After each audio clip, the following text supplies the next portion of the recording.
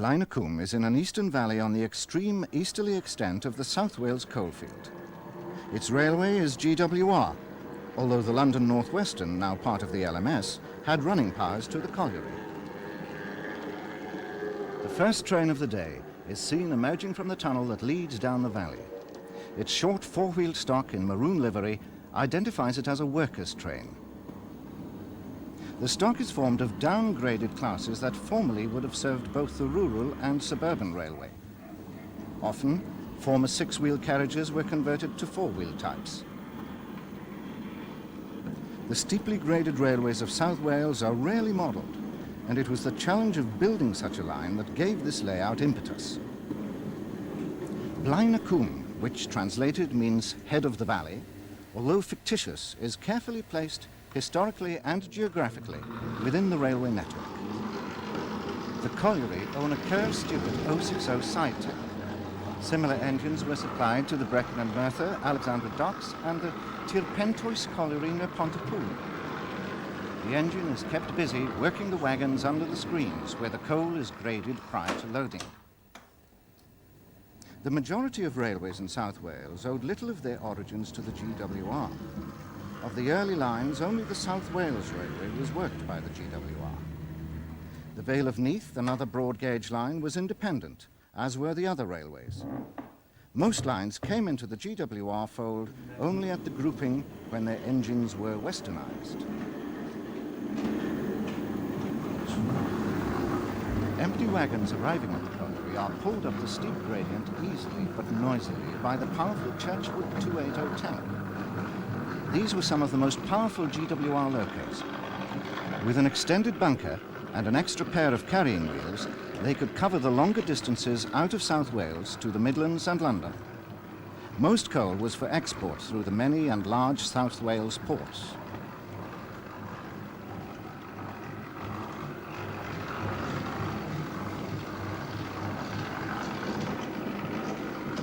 The signal box, like so many things GWR, is of standardized construction.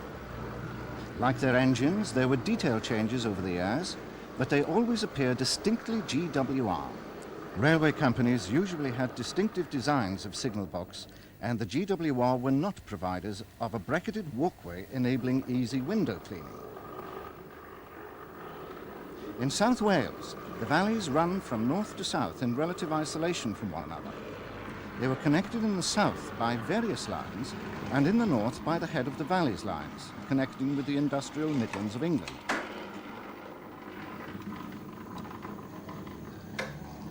It is quite apparent that the railway is built on substantial gradients. That for the passenger line into the station is 1 in 30, but looks steeper.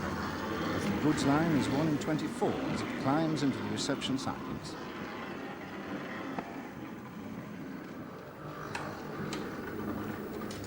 The 280 backs its train into one of the 4 sidings. These 4 sidings can be used for either full or empty stock. They hold trains of 12 wagons. Shunting involves dropping off the brake van while the passenger engine is busy negotiating point work to gain access to the engine shed.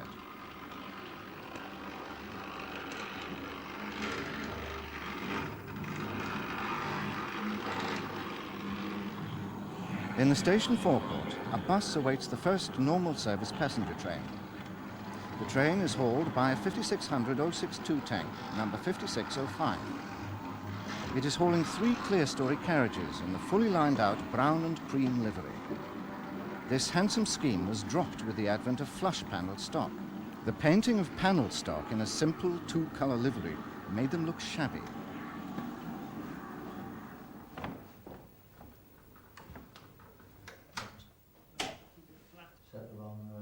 The origins of Blaenycwm are somewhat obscure. Its goods shed is of a design used by the Monmouth Railway and Canal Company. The station building is GWR turn of the century, so it must have been long a part of the GWR.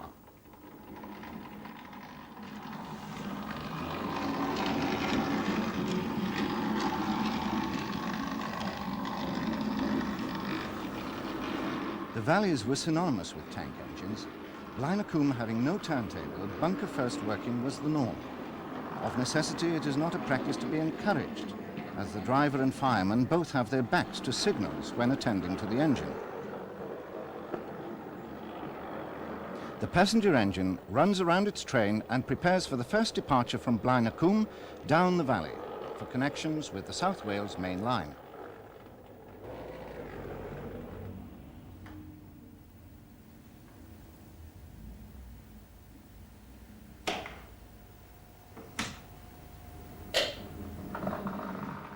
The 280 tank that brought in the empties, having taken on water, now moves up to couple to the rake of loaded wagons prepared by the Kerr Stewart colliery engine.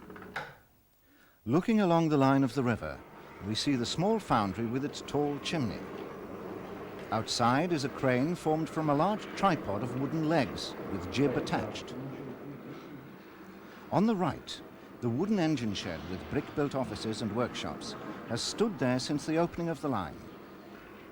Surprisingly, wooden sheds, built initially for economy, lasted throughout the life of the steam engine without alteration or incineration. The rake of private owner wagons, not the absence of any railway company wagons, is followed by a tow. The telegraphic codes for certain vehicles, such as this brake van, are now in common parlance with GWR enthusiasts. At the opposite extreme to the quiet rural setting of the typical GWR branch line terminus is the industry of coal extraction. The screens are housed in a steel-framed structure with brick infill. It contrasts sharply with the other stone buildings. A very typical colliery feature, it is based on a larger screen that stood at South Kellannon Colliery in the Western Valleys. Beneath the screens, in the brick-lined cutting, a train negotiates the scissors crossing. The private owner wagons have been carefully researched to be appropriate for Blaenycwm. For many, the study of private owner wagons is an end in itself. Although coal wagon design varied little within railway clearinghouse specifications, examples from a wide age range with a variety of liveries were always apparent. Ability to produce hand-painted accurate liveries such as these adds greatly to authenticity.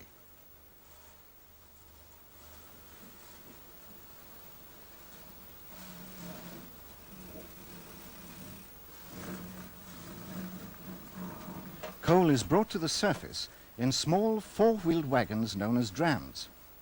As is quite common with railway unloading systems, the wagons work on a gravity-assisted route, circular here. The lower levels of the narrow gauge connects with the standard gauge to transport the imported materials for the workshops. The mine itself requiring pit props and gunpowder, as well as labor. The slag heaps are encroaching on one of the few magnificent trees that survive, along with sheep that wander oblivious to the danger of the railway.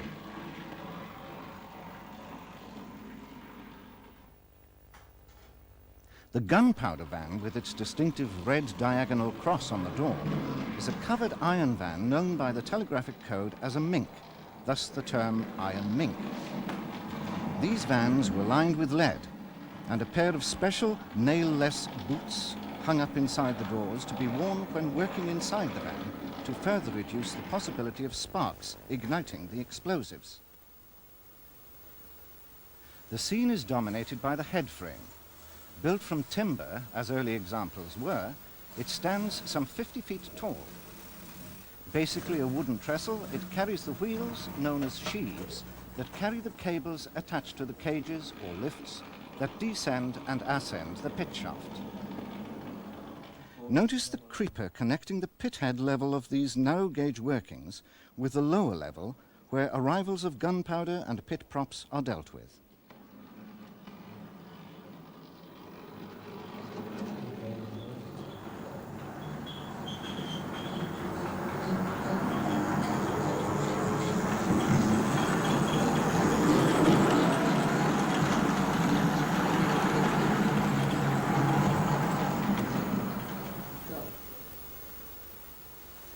In the shadow of the 16-foot sheave, or winding wheel, the shunting tank runs into its shed for water, as yet another train of empties arrives.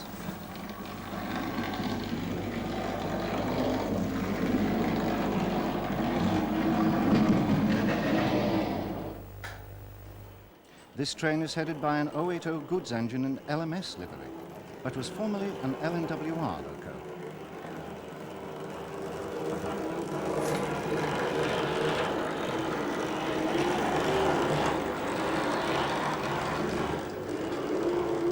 Finally, thanks to the North Gwent railway modelers who allowed us to film their railway, and for making it an enjoyable occasion.